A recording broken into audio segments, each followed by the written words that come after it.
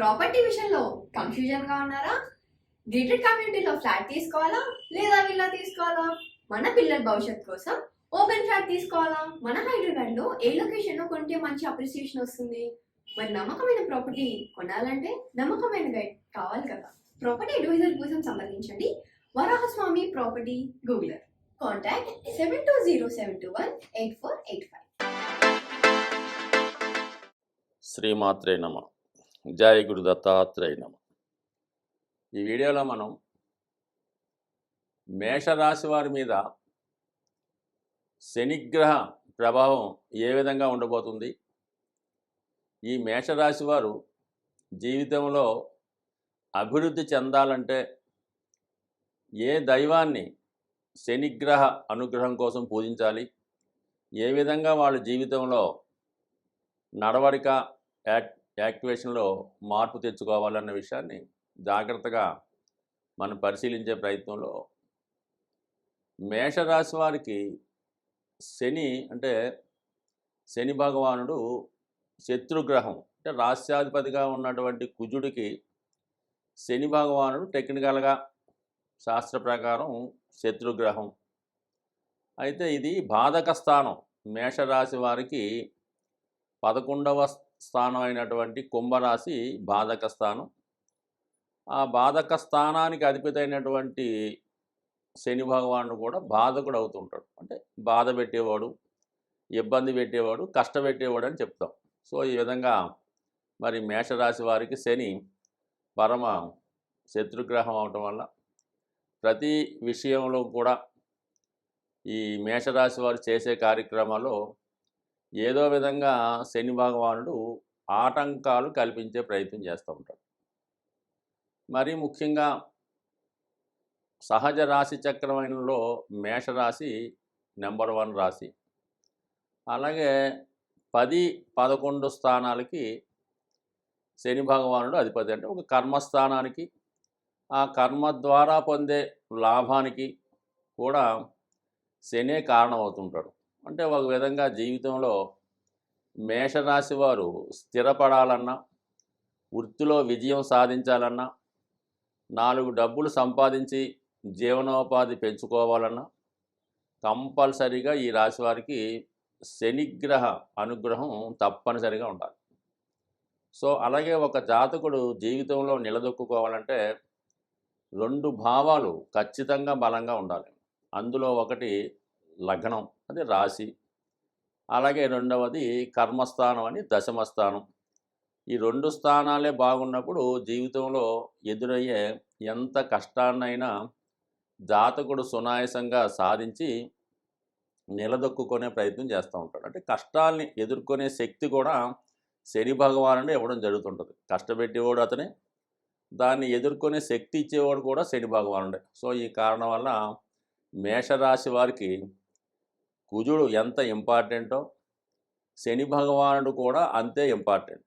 So ఈ విధంగా ఉంటే మరి ప్రస్తుతం మరి ఈ శని భగవానుడు ఈ రాశి వారికి 11వ స్థానంలో ఉన్నాడు. ఏ లగ్నానికైనా ఏ రాశి వారికైనా శని భగవానుడు కేవలం 3 స్థానాల్లో మాత్రమే శుభ ఫలితాలు ఇవ్వడం జరుగుతుంది. అందులో 11, 3 అలాగే 6వ స్థానం.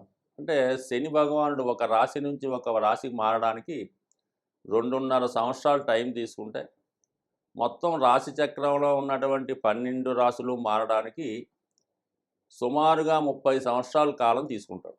అంటే ఒక జాతకంలో జాతకుడికి ఒక 30 సంవత్సరాల స్పాన్లో కేవలం 7.5 సంవత్సరాలు మాత్రమే జాతకుడికి శుభ ఫలితాలు ఇవ్వడం, మిగతా 22.5 సంవత్సరాలు ఏదో విధంగా జాతకుడికి తనున్న స్థానాలను బట్టి ఇబ్బంది పెట్టడం జరుగుతూ ఉంటుంది.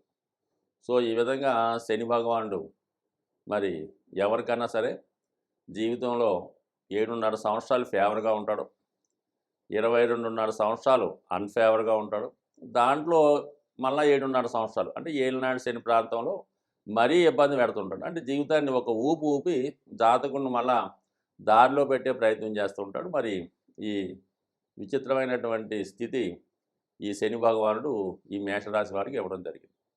అయితే మరి 11వ స్థానంలో ఉండడం మంచి స్థానమే రాశివారికి కాబట్టి జాతకుడికి ఇప్పుడు శని యొక్క కారకత్వాల్లో ముఖ్యమైనది ఏంటంటే ఉపాధి అవకాశాలు, అంటే ఉద్యోగం, శ్రమ, పని ఏదన్నా సరే ప్రస్తుతం అనుకూలంగా ఉంటుంది. సో దాంతోపాటు జాతకుడు రాశి చక్రంలో ఉన్నటువంటి 6వ స్థానానికి 8వ స్థానానికి కూడా కారకత్వం వహిస్తుంటాడు. అంటే ఆయుష్ మీద ఎక్కువ పట్టు ఈ శని భగవానుడికే ఉంటుంది. అంటే ఇప్పుడు ఒక విధంగా అష్టమాధిపతిగా ఉన్నటువంటి శని లాభస్థానంలో ఉంటే ఏ ఫలితం ఇస్తాడో అదే ఫలితాన్ని ఇప్పుడు టెక్నికల్గా శని 11లో ఉండడం వల్ల ఉంటుంది. అయితే ఆయుష్ పరంగా బాగుంటుంది. అంటే ఈ సంవత్సరంలో ఈ రాబోయే 2.5 సంవత్సరాల్లో జాతకుడికి ఎటువంటి ఇబ్బంది, ప్రమాదం ఉండదు. సో అలాగే మరి అష్టమం అనేది కొన్ని ఆకస్మిక సంఘటనలకు కూడా కారణమవుతుంటుంది. మరి 11లో ఉన్నాడు కాబట్టి ఉద్యోగంలో అభివృద్ధి, ఏదైనా ఇన్సూరెన్స్ మెచ్యూర్ అవ్వడం వల్ల దానివల్ల లాభం రావడం, ఏదైనా పెద్దవాళ్ళు మరణం వల్ల, వీలునామా వల్ల మీకు ఏదైనా ఆస్తి సంక్రమించడం, ఈ విధంగా మీకు ఆకస్మిక ధనలాభానికి, ఆదాయానికి కూడా శని భగవానుడు కారణమవుతుంటాడు. అంటే అష్టమ స్థాన ఫలితాలు కూడా శని కారకత్వం ద్వారా 11వ భావంలో ఉండడం వల్ల ఇచ్చే అవకాశం ఉంటుంది. అలాగే 6వ స్థానానికి కూడా కారకత్వం వహిస్తుంటాడు కాబట్టి శత్రువులు మిత్రువులుగా మారడం కానీ, అలాగే మీరు గతంలో ఇచ్చినటువంటి రుణం ఇక రాదు అనుకున్నటువంటి రుణం, కోర్టు సమస్యలు అటువంటి నాటి నుంచి కూడా విముక్తి కలిగే అవకాశం ఉంటుంది. అవి మీకు పెండింగ్ ఉన్నటువంటి కోర్టు సమస్యలు పరిష్కారమై దాని ద్వారా కూడా మీకు ఏదో ఒక ఆస్తో ధనమో కలిసి రావడం జరుగుతుంటుంది. సో ఈ విధంగా మరి శని భగవాను 11వ స్థానంలో ఉంటూ అన్ని రకాలుగా ఈ మేషరాశి వారికి అనుకూలంగా ఉండడం జరిగింది. అయితే తన 3వ దృష్టితో రాశిని వీక్షించడం వల్ల క్రమశిక్షణగా ఉండడం అన్నది ఇంపార్టెంట్. అది నెంబర్ 1 అన్నమాట. ఏ కార్యక్రమం కూడా వాయిదా వేయకుండా, ఎటువంటి పని పోస్ట్పోన్ చేయకుండా దైనందిన జీవితంలో కూడా క్రమశిక్షణగా మెలగవలసి ఉంటుంది. లేని పక్షంలో కంపల్సరీగా పనిష్మెంట్ ఇవ్వడం జరుగుతుంది.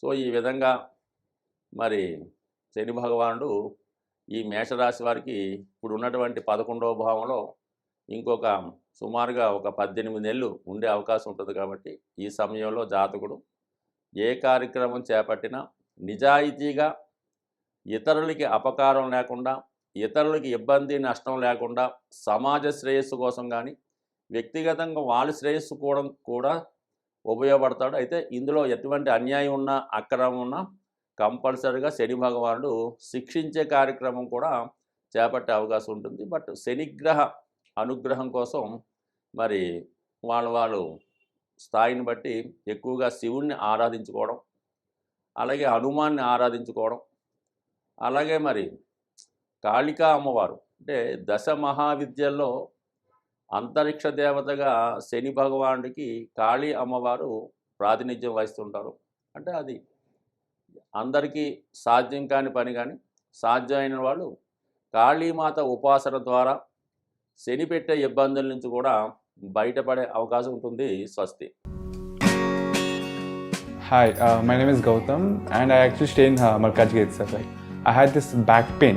It's been 1.5 years. I have tried many treatments like chiropathy, oil massage, physiotherapy especially, but it didn't work out as much like what I expected.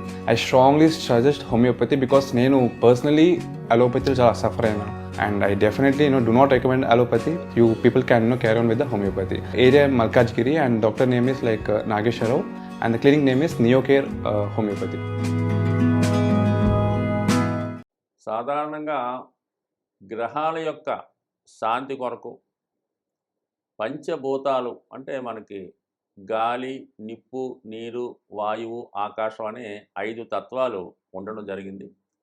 దీన్నే మనం ఈ పూజాధికాలు నిర్వహించేటప్పుడు పంచోపచార పూజ అని చేయడం జరుగుతూ ఉంటుంది.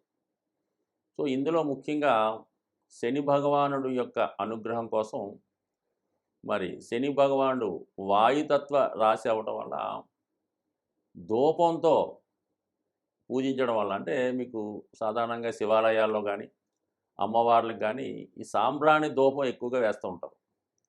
సో అది సింపుల్గా అగరబత్తీలు వెలిగించడం. అంటే చాలామంది ఏం చేస్తారంటే పూర్తిగా పూజ చేయనోళ్ళు వారంకోసారి మామూలుగా చేస్తుంటూ ప్రతిరోజు కూడా ఉభయ సంధ్యల్లో ఈ అగరబత్తి వెలిగించి పూజ చేస్తూ ఉంటారు.